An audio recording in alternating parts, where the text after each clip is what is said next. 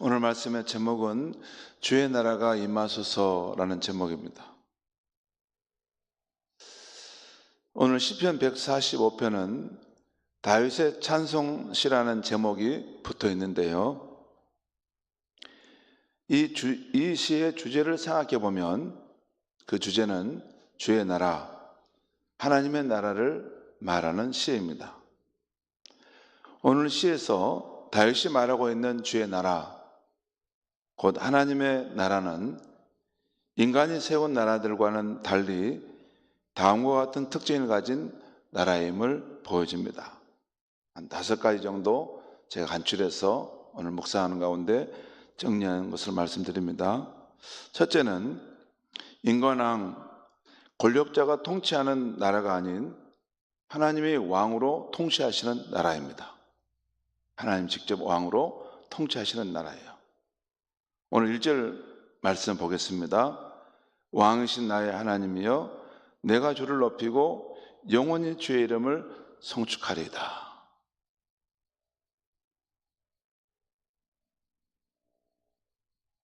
하나님을 나의 왕으로 삼을 수 있고 또 하나님이 왕으로 통치하시는 그 나라, 그 나라가 하나님의 나라입니다. 그 하나님의 나라는 인간 나라는 그렇죠. 인간 나라는 그냥 누가 통치하는 것보다 이렇게 생각하고 내가 그분을 진짜 대통령으로 정말 내가 삼을까?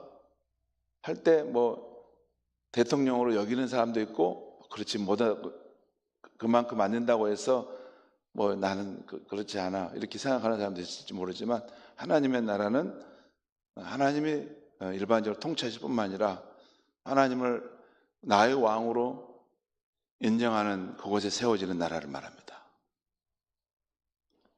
두 번째, 인간 왕, 권력자가 통치하는 나라는 잠시 있다 사라지는 유한한 나라이지만 하나님이 왕으로 통치하시는 나라는 영원히 존재하는 나라입니다. 우리나라만 봐도 그 정권이 일어났다 사라지는 것을 보면 참으로 허무하고 무상함을 느낄 때가 자주 있죠.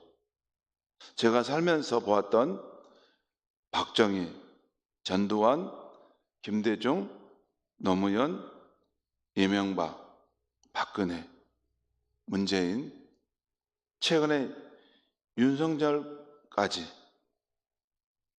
그 정권이 일어났다 사라지는 것을 보면 참으로 허무하고 무상함을 느낍니다. 아, 저렇게 또 실각하는구나. 저런 방식으로 정권이 무너지는구나 하는 것을 우리 TV에서 자주 보지 않습니까? 제가 중학교 때 박정희 대통령의 장례식을 TV 영상에서 보던 것이 지금도 생각합니다. 박정희 대통령이 시해를 당하고 이제 운구차가 가는데 서울 시민들이 나와가지고 다 통곡하고 오는데 마치 북한의 김일성이 이렇게 죽게 되었을 때 막 오열하고 통곡하는 것처럼 서울 시민들과 백성들이 오열하고 통곡하는 것을 본 것 같아요. 여러분도 다 보셨죠?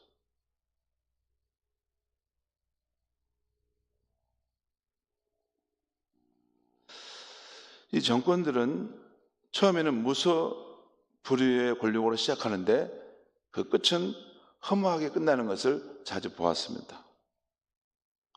그러나 하나님이 통치하시는 나라는 흔들리거나 쇠락하지 않는 영원한 나라입니다. 오늘 13절에 보면 주의 나라는 영원한 나라이니 주의 통치는 대대에 이르리로다. 여러분, 신약성경에 보면 하나님의 나라가 유한한, 허무하고 덧없이 사라지는 그 나라가 아니라 영원히 유지되는 나라이고 결코 흔들릴 수 없는 나라이고 더욱더 푸르름이 더해가는 나라라는 것. 무성한 여러분으로 진입해 들어가는 나라라는 것이 신약성경에 보면 가득 나와 있습니다. 예수님도 그 하나님 나라를 영원한 나라로 말하고, 히브리서 12장에 보면 이 세상 모든 만물이 때가 되면 막 흔들리는데 영원히 흔들리지 않는 영원한 나라가 있다는 거예요. 하나님 아버지와 그 아들 예수님이 통치하시는 그 나라예요. 영원히 흔들리지 않는 나라.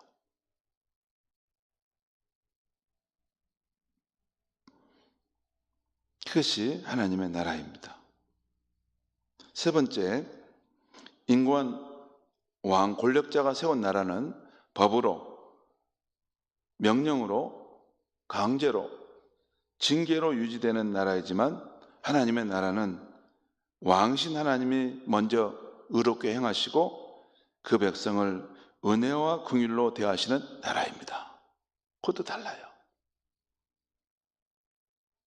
여러분, 이 인간 왕이 세운 그 나라는요, 그 왕이 불완전합니다. 그 법을 선포해도 자기가 그 법을 의롭게 지켜내지 못하죠.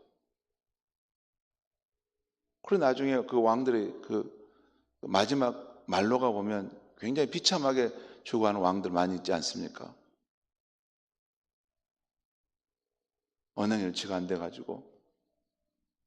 그런데 하나님의 나라는 왕신 하나님 먼저 의롭게 행하시고 그 백성을 은혜와 긍휼로 대하시는 나라입니다. 오늘 8절과 9절 말씀을 같이 한번 읽겠습니다. 8절과 9절 시작. 여호와는 은혜로우시며 긍휼이 많으시며 노하기를 더디하시며 인자하심이 크시도다. 여호와께서는 모든 것을 선대하시며 그 지으신 모든 것에 긍휼을 베푸시는도다. 여호와께서는 은혜로우시며 긍휼이 많으시고 노하기를 또 더디하신다. 여호와께서는 모든 것을 선대하신다. 그 지으신 것에 긍휼을 베푸시는도다. 제가 어느 날 문득 이 우주와 우리 인생을 창조하신 하나님은 어떤 분일까? 어떤 분이지? 생각해 보는데 그분이 사랑이 많으신 분이라는 생각이 딱 깨달아졌어요. 아, 그렇지.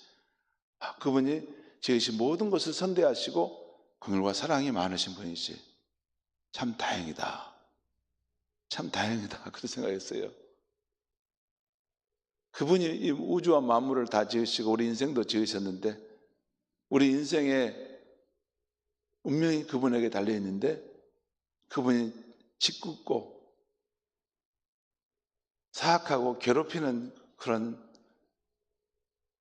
신이라면 얼마나 우리 인생은 비참했을까. 그런데 그분은 은혜와 사랑이 많으시고 그 노하기를 더디하시고 그 지으신 모든 그런 피조물에 대해서 선대하시는 분이시다.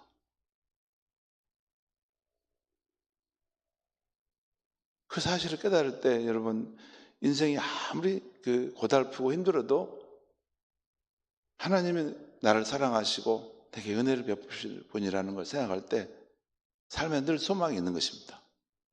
그렇지 않습니까, 여러분? 이 우주와 이 만물과 우리 인생을 지으신 하나님이 사랑이 많으시고 선하신 분이시고 우리가 잘못한 것에 대해서도 노하기를 늘 자기를 다스리시는 분이시라는 거예요. 그것이 하나님 나라의 특징입니다. 또한 14절 17절 말씀 보겠습니다. 제가 읽겠습니다. 14절에서 17절 여호와께서는 모든 넘어지는 자들을 붙드시며 비굴한 자들을 일으키시는도다. 여기서 비굴한 자는 연약해서 무너진 자들을 일으키신다는 거예요. 모든 사람의 눈이 주를 앙망하오니 주는 때를 따라 그들에게 먹을 것을 주시며 손을 펴사 그 모든 생물의 소원을 만족하게 하시는도다. 우리 인생들뿐만 아니라 우리가 산이나 또 강이나 가는 곳에서 보는 그런 철새들 또 하찮은 미물들까지도 하나님은 그 소원을 만족하게 하시는 분이라는 거죠. 제가 한 번씩 이렇게 그 동천을 지나가다 보면 지금은 철새들이 날아와가지고 거기 보면 이제 아침에 식사를 하는 걸 봐요. 아침에 철새들이 아침에 식사합니다. 어떤 식사하냐면 이제 얘들도 뭘 먹어야 되니까 이렇게 특별히 흰 누르면은 이렇게 다 이렇게 물가를 바라보고 있다가 탁 해서 한번 물고기 한 마리 잡아먹고 그런 걸 봐요. 그러면 가끔 이렇게 와운해변도 가고 이렇게 동천도 가다 보면 저런 철새들 또 거기 나오는 그 바다 개들 이런 민물들은 어떻게 사나? 다 각자 사는 지역이 있고 먹을 것이 다 있어서 그 살아가는 거 아닙니까? 이 말씀에 손을 펴사 모든 생물의 소원을 만족하게 하신다. 17절 말씀 보면 여호와는 그 모든 행위에 의로우시며 그 모든 일에 은혜로우시도다. 하나님 자신이 그 모든 일에 의로우실 뿐만 아니라 또한 우리를 대하실 때 우리를 은혜롭게 대하시는 분이시라는 거예요. 우리는 보통 이렇게 대합니다. 자기가 참 의로운 삶을 살면 그 잣대 그 기준으로 다른 사람도 대해서 주변 사람을 참 힘들게 하죠. 근데 하나님은 자신은 의로운 삶을 살아도 우리 인생들을 대할 때는 그 잣대가 기준이 자비와 긍휼하심으로 우리를 대하신다는 거예요. 우리가 연약한 피조물임을 아시고 하나님처럼 살지 못하는 것을 아시고 우리를 긍휼히 여기시는 분이 우리 하나님이시라는 것입니다. 네 번째는 인간 왕이 통치하시는 나라는 사람의 계획과 뜻을 세우고 추진하는 나라이지만 하나님의 나라는 하나님 자신이 섭리 가운데 공간과 시간이 있는 이 세상 속에서 그 뜻을 세우시고 사람을 통하여 이루어가시는 나라입니다. 3절에서 5절 말씀 보겠습니다.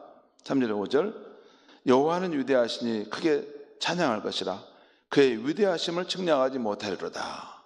여기 그의 위대하심을 측량하지 못하리로다. 이 위대하심이라는 것은 하나님이 일하시는 그 일하심의 규모라든가 그 일하심의 방법이라든가 이것이 너무나 놀랍다는 거예요.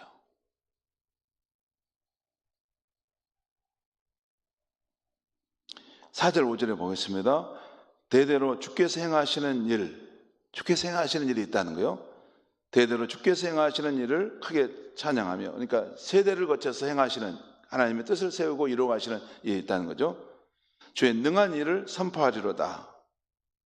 또 5절에 주의 정교하고 영광스러운 위엄과 주의 기이한 일들을 나는 작은 소리로 읊조리리이다. 이건 작은 소리로 읊조리리로다라는 것을 이전에 개역성경은 묵상하리로다 이렇게 번역했어요. 그러니까 주의 일을 내가 묵상한다는 건데 주의 일은 중요한 특징이 있습니다. 주님이 하나님이 하시는 일의 중요한 특징이 뭔지 아십니까? 우리 인간이 볼 때는 그것이 너무나 놀랍고 기이하다는 것이에요. 그래서 여러분 시편 보면 하나님이 행하시는 일에 대해서 기이하도다 라는 표현이 나와요. 그러니까 인간의 상식과 생각과 경험을 뛰어넘는 방법으로 하나님이 일하신다는 거예요. 여러분 내 경험과 내 이성과 내 수준으로만 활동하신 하나님은 더 이상 하나님 아니죠. 그런 하나님 믿어서 무슨 의미가 있겠습니까? 내 이성과 경험 수준으로만 역사한다면 내게 길이 없으면 하나님도 길도 없고 내게 방법이 없으면 하나님도 방법이 없죠. 그런데 하나님은 기이하게 행하신데 그것은 뭐냐면 우리의 이성과 경험과 우리의 생각의 범위를 뛰어넘어서 와 이렇게도 하나님이 일하시네? 그분이 우리의 멋진 하나님이십니다. 여러분 기도하시다가 그런 걸 경험하지 않습니까? 기도하다 보면 이렇게 하나님이 선대하시고 은혜로우시니까 뭔가 응답해 주실 것이라는 그런 기대는 있는데 도저히 어떤 방법으로 그걸 이루어 가실지는 상상이 안 돼요. 지금 인간의 머리로는 이게 상황이 안 나와. 근데 하나님은 동서남북 우리가 상상하지 못한 그런 방법과 또 길로도 우리의 문제를 해결하여 주실 수 있는 분인 줄 믿습니다. 하나님을 작게 생각한 사람은 작은 세계 속에만 사는 것이고 하나님을 크고 위대하게 생각하는 사람일수록 그 사람의 경험의 범위를 뛰어넘는 하나님의 놀라우신 역사의 세계를 체험하는 것입니다. 그건 굉장히 중요한 믿음의 태도예요. 나는 하나님을 생각을 너무 작게 생각해. 너희 하나님은 너무 작구나. 너희 하나님의 하나님은 너무 수준이 낮구나. 그러시면 안 됩니다. 굉장히 중요한 거예요. 그것은 믿음의 사람. 우리가 하나님을 믿으면 우리의 마음의 폭을 활짝 열어가지고 이 광대하시고 위대하신 하나님과 함께 살아가려고 하는 마음의 태도를 가져야 돼요. 내 생각과 내 이성과 내 판단과 내 경험의 범위를 뛰어넘어서 때로는 상상하지 못한 방법으로 와, 하나님 그렇게 이루셨네? 그게 예수 믿는, 하나님 믿는 신앙의 어떤 우리의 자신감이고 우리의 비밀병기고, 저 사람은 생활하는 거 보면 별로 가진 것도 없고 뭐 뒷백도 없는 것 같은데 저 사람은 어쩜 그렇게 당당하지? 누가 저 사람을 뒤에서 막 밀어주고 있는 것 같아. 굉장히 크신 분이 누가 있는 것 같아. 그런 면이 하나님의 백성들에게는 있어야 하는 것입니다.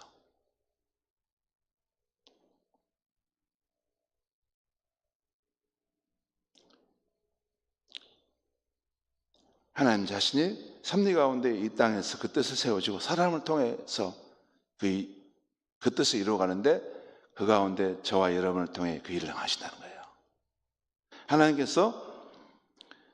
성경은 하나님께서 모든 나라와 민족 가운데 섭리 가운데서 놀라운 계획과 뜻을 이루어가시는 것을 계속해서 보여주는데, 애굽의 보디발의 집과 감옥에서 있었던 요셉, 갈대 상자에 담겨 나일강에 띄워졌던 어린 모세, 페르시아 왕 때의 그 에스더와 모르드게, 우연처럼 일어난 일로 베들레헴에 들어온 모압 여인 룻, 가이사라의 이방인 고넬로 가정, 그리고 빌립보 성에서의 옥감 장사 루디아와 빌립보 관수 가정입니다.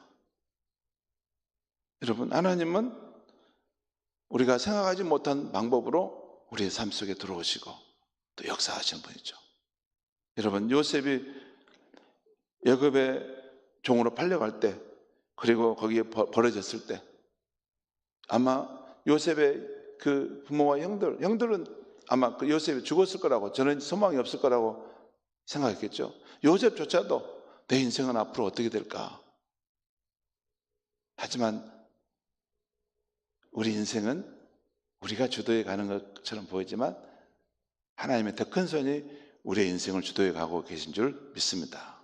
우리 자녀도 마찬가지예요. 자녀도 마찬가지예요. 우리 자녀들 하는 거 보면 부모 말을 안 듣죠. 그리고 자기 나름대로 막 이렇게 가잖아요. 부모 말 안 들어도 괜찮습니다. 우리가 더 강하신, 더 크신 하나님께서 그의 인생을 붙들고 계신 줄 믿습니다. 그 믿음 가지고 기도하는 거예요. 저 아이가 정말 예수 그리스도를 통해 하나님을 인격적으로 만나서 와, 하나님이 살아계신 분이구나. 우리도 그런 경험하고 돌아온 거 아닙니까? 저 아이도 그렇게 경험하고 하나님께 돌아올 수 있다는 거. 그것이 부모인 우리에게 그 믿음이 있어야 할 줄 믿습니다. 그리고 다섯 번째, 하나님의 나라는 하나님을 경외하고 하나님께 간구하는 자들의 소원이 이루어지는 나라입니다. 오늘 18절 20절 같이 한번 읽겠습니다. 시작. 여호와께서는 자기에게 간구하는 모든 자, 곧 진실하게 간구하는 모든 자에게 가까이 하시는 듯다. 그는 자기를 경외하는 자들의 소원을 이루시며 또 그들의 부르짖음을 들으사 구원하시리로다. 여호와께서 자기를 사랑하는 자들을 다 보호하시고 악인들은 다 멸하시리로다. 여러분, 아니 여기 보면 하나님께서 자기를 경외하는 자의 소원을 다 이루어 주신다고 하는데, 아니 나는 내가 분명히 하나님을 경외하고 내가 이렇게 다 기도하는데 하나님이 안 들어주신 것 같은데 이거 어떻게 된 거지? 이 말씀과 내 삶이 좀 다르는데 왜 그럴까요?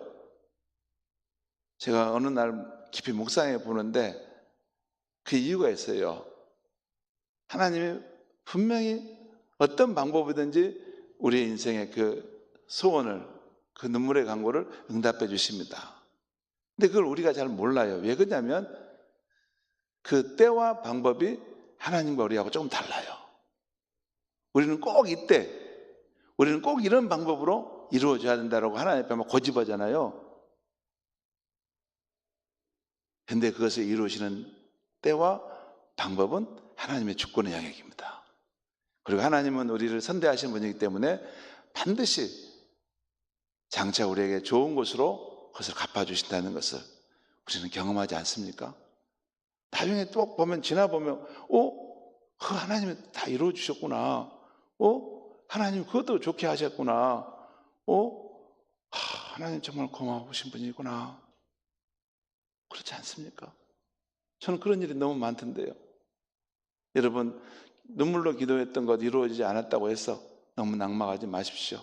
그 때와 방법은 하나님이 행하시는데 반드시 선대하신 하나님이기 때문에 좋은 것으로 여러분에게 안겨주실 줄 믿습니다. 여러분, 신약성경은 구주 예수님을 통해서 창조주 하나님 아버지를 믿게 된 우리 신자들이 하나님의 나라 백성임을 말씀합니다. 그리고 예수님의 산상수훈 마태복음 5장 7절은 하나님 나라의 백성들이 이 땅에서 어떻게 살아야 하는가를 말씀해줘요. 또 예수님은 우리에게 주기도문을 통해서 하나님 나라가 이 세상과 우리의 삶 속에 이루어지기를 바라며 너희는 살아가라 라고 말씀합니다. 오늘도 하나님의 나라, 하나님의 뜻이 이 대한민국 가운데 저와 여러분의 삶 가운데 이루어질 수 있도록 주의 이름으로 축원합니다. 하나님 아버지, 오늘 이 아침에 하나님 말씀을 전했습니다. 특별히 다윗이 사모했던 주의 나라, 하나님의 나라가 이 땅에 임하는 것, 그 말씀에 대한 것을 들을 때 우리의 가슴이 뜨거워집니다. 하나님, 우리에게는 우리를 다스리는 사람이 있지만 진정으로 우리의 마음에 사모하는 분은 하나님의 왕으로 다스리는 그 나라입니다. 하나님께서 친히 의롭게 행하시고 우리를 선대하실 때 은혜와 사랑으로 대하시는 그 나라에 살기를 간절히 원합니다. 하나님 아버지, 우리와 우리 후손들, 특별히 우리 대한민국이 하나님을 경외하고 하나님을 가까이 하는 나라가 될 수 있게 하여 주시옵소서. 그래서 우리가 하나님 앞에 모든 만물의 창조자며 주관자이신 하나님께 인정받고 하나님께 복을 받는 이 나라와 이 백성과 우리의 가정과 우리 교회가 되게 하여 주시옵소서. 예수님의 이름으로 기도하옵나이다. 아멘.